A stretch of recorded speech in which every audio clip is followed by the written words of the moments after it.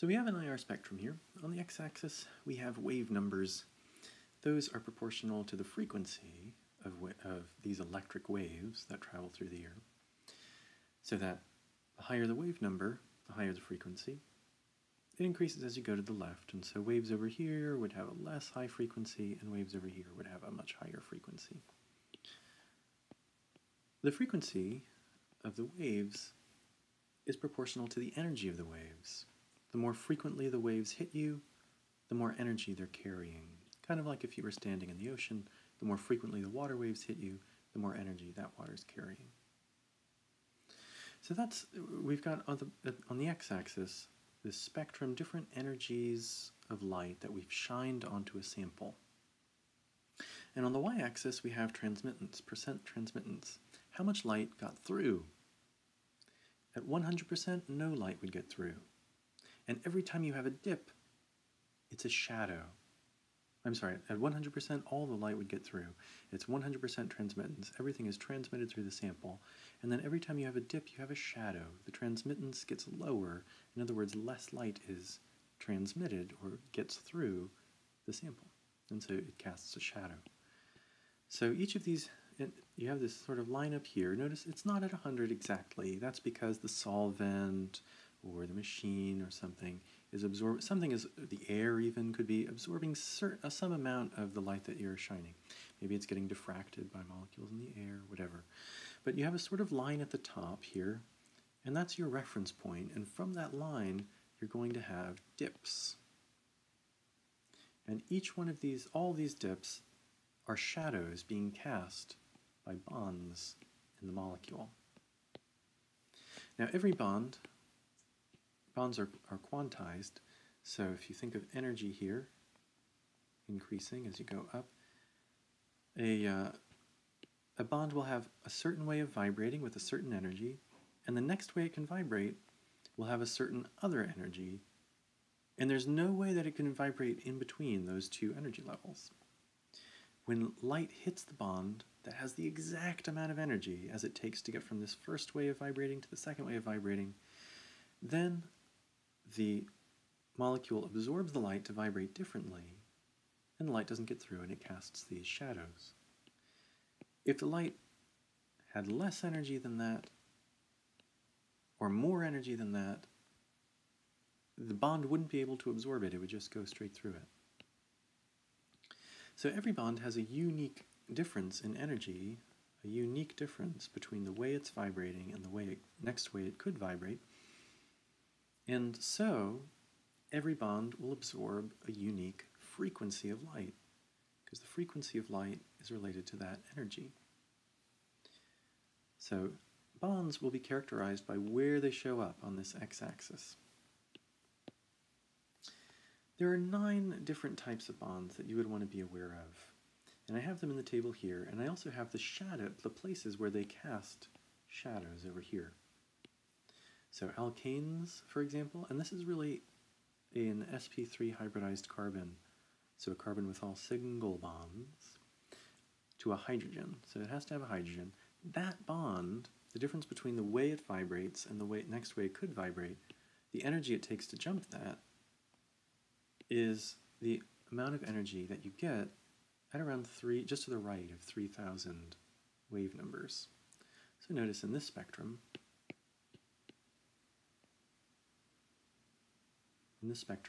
you have this dip just to the right of 3,000. And that dip is a shadow that's being cast when bonds between sp3 hybridized carbons with all single bonds, and hydrogens bonded to them, starts vibrating in a new way because the difference in energy between the two quantum ways it can vibrate, the two closest quantum ways it can vibrate, has this amount of energy in it. Okay, so that's for alkanes. Oops. For alkenes, if you have an sp2 hybridized carbon, that could bond to a hydrogen. So an sp2 hybridized carbon is one that's involved in just one pi bond. Usually it's in a double bond. That will absorb at 3,100. Now notice each of these little lines at the bottom is 100. So if this is 3,000, this is 3,100 right here. An alkene, if it had a hydrogen to it, would absorb at 3,100. And so likewise, you can do that going down. Just to quickly mention, this alkyne would be an sp hybridized carbon, so that's a carbon with 2 pi bonds to it, to a hydrogen. That's the bond that's going to vibrate, and if that's present, it'll absorb light represented by the energy of a wave number of 3,300. Ketones, and this is a ketone, so an alkane is all single bonds. Alkene, you'd have a double bond. Alkyne, triple bond. Ketones are when you have a carbon double bonded to an oxygen with a carbon on both sides. And this double bond right here in blue, that's the bond that absorbs this frequency of light. For alcohols, alcohols are going to have a smooth, broad absorption between 3,600 and 3,200. So that's what we have here. And here's actually an example of an alcohol, this dip right here. Notice it starts at around 3,600, it ends at around 3,200, and notice how smooth it is. Compare it to this dip right here, which is pointy and jagged. This is smooth and broad. And what's making it smooth and broad are intermolecular forces. So if you have an alcohol, and recall that an alcohol is when you have an oxygen bonded to a hydrogen, and that's on some carbon chain. So if you have 2 alcohols, what can happen? 2 alcohols on different carbon atoms. Remember that capital R is any carbon chain. The oxygens are electronegative and steal electrons for themselves. They become slightly negative. The hydrogens are slightly positive. And so what will happen is the positive hydrogens on one alcohol will start pulling at that oxygen. And the slightly positive hydrogens on the other will pull on the other oxygen, and that weakens this bond. The bond that would be absorbing light. And depending on how many other alcohols you have around, you can form lots and lots of these intermolecular forces. The more intermolecular forces you form, the weaker the bond gets. If the bond gets weaker, then you need a different amount of energy to bump it up to the next quantum way of vibrating. And so what you get is a spread of different different amounts of energy based on the spread of different amounts of intermolecular forces that affect specific alcohol molecules. So, 200 to 3,600 is an alcohol, smooth and broad. Next, we have a carboxylic acid. The carboxylic acids have a really broad, smooth dip between 2,200 and 3,600. That's almost a third of the entire graph. It's a really big dip.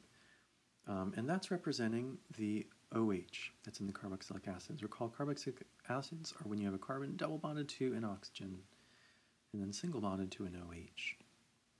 So this OH here is a lot like the OH in an alcohol.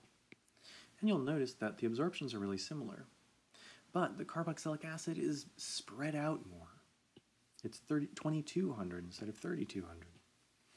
And the reason for that is because carboxylic acids can form twice as many hydrogen bonds, twice as many intermolecular forces as an alcohol can.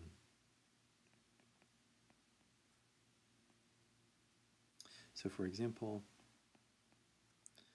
here you have 2 carboxylic acids, and the oxygens on these are really electronegative, so they're going to be slightly negative. And the hydrogens are losing the electrons because they're bonded to the oxygen, so they're slightly positive. So notice, whereas each alcohol could only form one one hydrogen bond to another molecule, these can pair up and form 2 at the same time. This is called a dimer. But carboxylic acids line up really well to form these intermolecular forces, and it's because they tend to have so many intermolecular forces that the signal gets spread out so much. Because you have a huge population of these molecules, And you'll have a spread of one may only have these two intermolecular forces in between, but imagine having similar things like this on top of this molecule and on the bottom, to the left, to the right. The more intermolecular forces you have, the more it weakens this, and the further, the more it would have, more energy the bond would have to absorb to jump up to the next quantum way of vibrating. And so depending on how many intermolecular forces you have, you'll get a spread of how much energy you need to get to the next quantum way of vibrating. Okay, next. You can have esters. Now esters have a very similar absorption to ketones. Esters are when you have a carbon double bonded to an oxygen, single bonded to basically an ether. So an oxygen bonded to another carbon. The absorption is really coming from the double bond to oxygen right here, and we've seen this in ketones already. It's around 1720. I should mention that these numbers here are different in different textbooks. They'll also be different a little bit with every different instrument you use. What these are a rule of thumb. They're a reference you're learning at the very beginning so that you can get a more nuanced appreciation of things later on. It's a place to start. So, 1740, that's about where you'll see the absorption for an ester. Now, a primary amine. An amine is a molecule that has a nitrogen with all single bonds around it. A primary amine, primary is referring to the one carbon that that's bonded to. The other two bonds of the nitrogen are two hydrogens. And because of these two hydrogens that can move together in different ways, you get two dips. So two tiny little points. You'll have like a dip, but that dip will have two little points at the end. And that whole structure will exist between 3350 and 3500 wave numbers. And last but not least, for secondary amines, it's still an amine, so nitrogen with all single bonds around it, but here now it's secondary. That means you have two carbons. And so the last one, you only have one hydrogen, and that's why you only have one dip in the structure here. So we're going to use this to identify different shadows that are cast in these IR spectra. The first thing you ever want to do when you come into contact with an IR spectrum is you want to draw a line at 1500. Everything to the right of that line, all of this stuff. You'll notice there are a whole bunch of crazy peaks there. Those are all the single bonds in the molecule. Now, molecules have lots of single bonds, and so this area gets really crazy. The signals emerge. It's very hard to read, but it is unique to every molecule, so it's called the fingerprint region. So that just represents all of the single bonds in the molecule.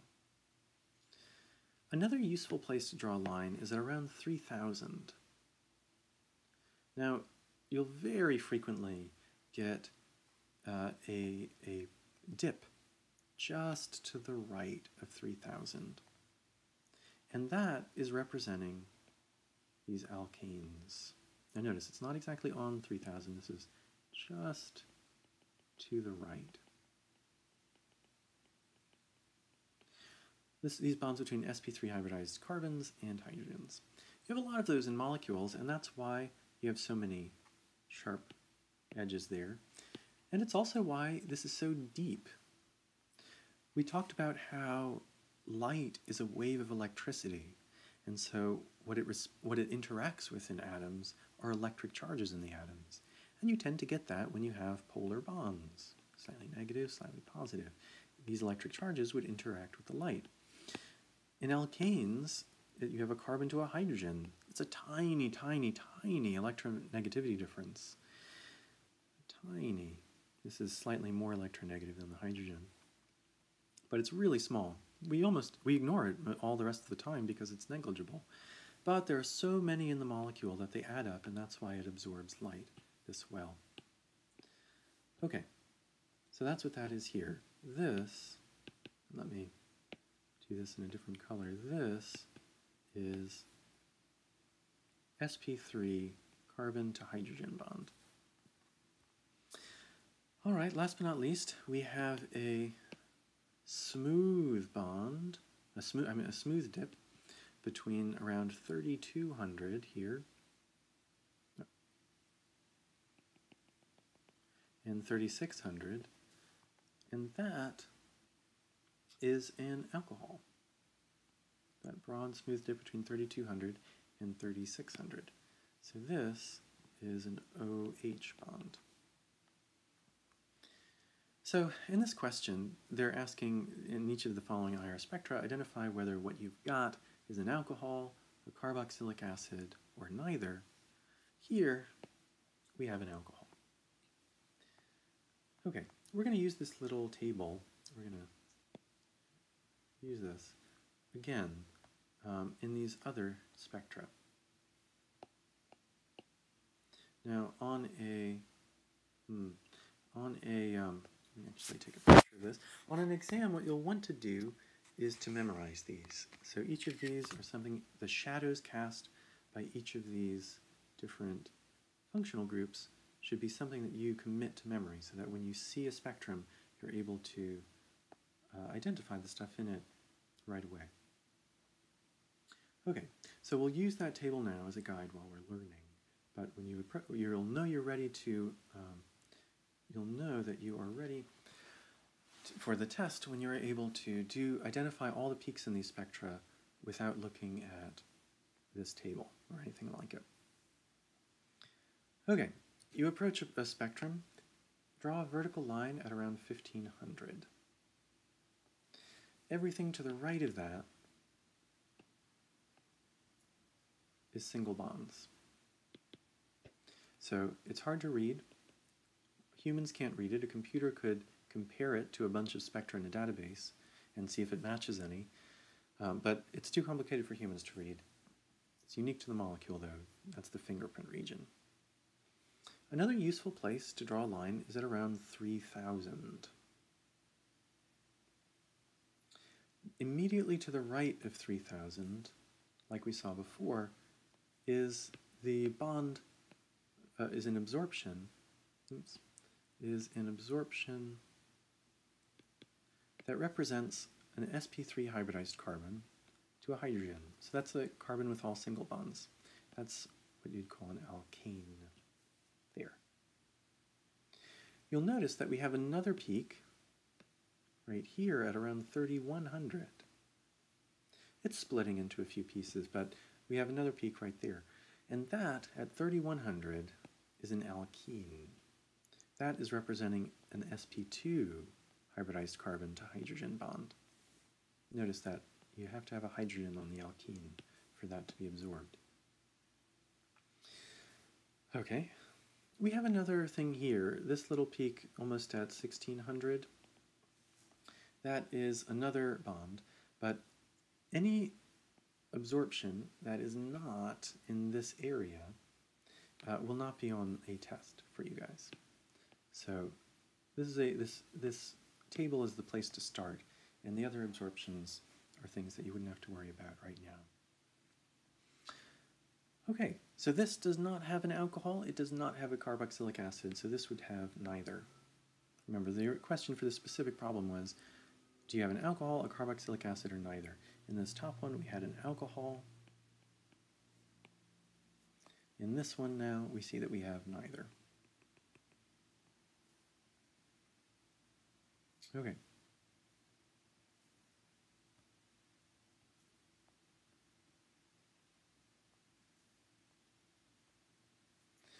In this next one, we have a really broad absorption. It goes a really long way. It goes from starts at around 3600 and it goes to around 2200. That really broad absorption is the first absorption for a carboxylic acid. It's actually the OH bond in a carboxylic acid. This bond right here is vibrating in a different way. It's involved in so many intermolecular forces that it gets spread out. Okay, so basically it's that there. And then you'll notice we have another one. This is 1500 here, 1600, 17. Around 1700, we have this next absorption. Oops. So this absorption,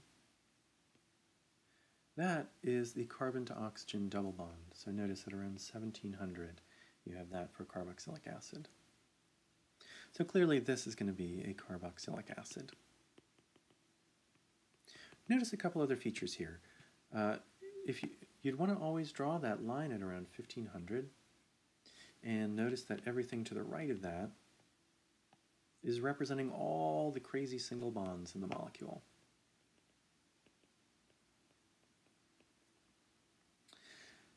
And another small thing to notice is this broad peak is not perfectly smooth. If you draw the other line that we mentioned is useful at around 3000, you'll notice that the sharp part of this peak, it's smooth, smooth, smooth, finally it gets sharp. The sharp part of the peak is just to the right of 3000.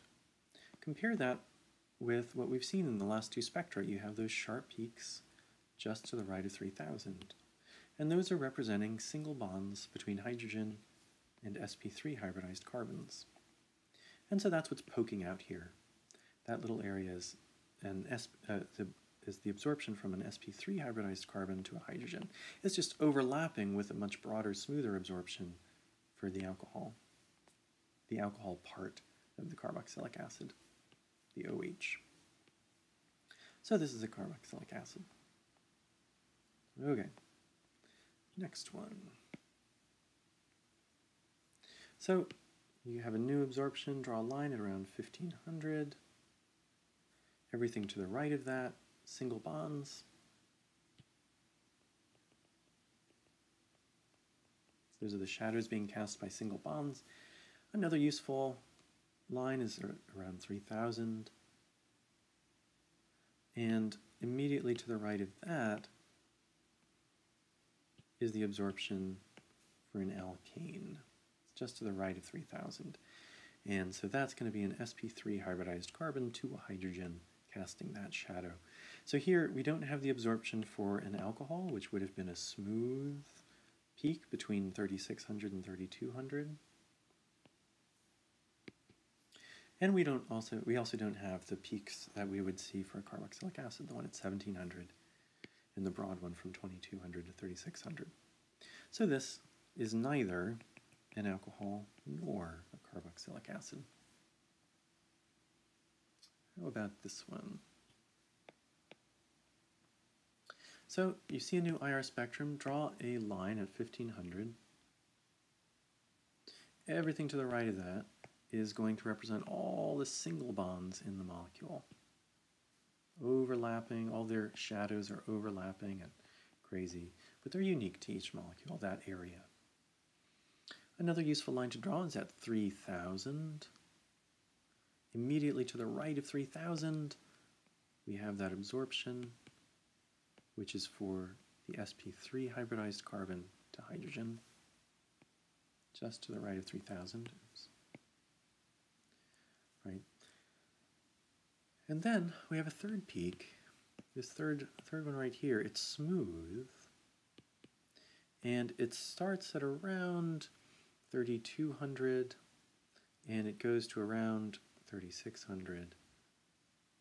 That is an alcohol. So a broad, smooth dip between 3200 and 3600. That's an oxygen to hydrogen bond from an alcohol. And so what we have here is an alcohol. All right, this one. So we have a new IR spectrum. Draw a line at around 1500, vertical line. Everything to the right of that is are absorptions that belong to single bonds.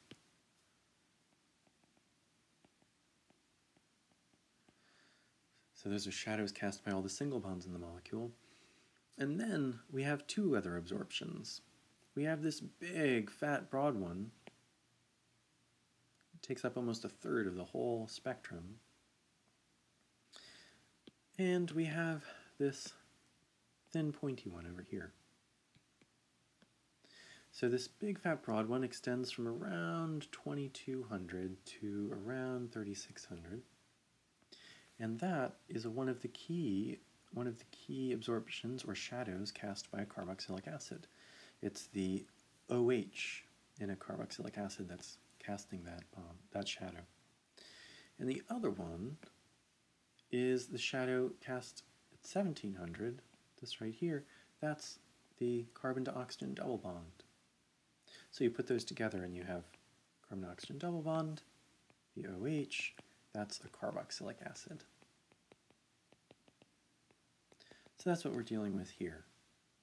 One other piece to note in this molecule, one other thing to note is this little pointy area here. Notice where that is.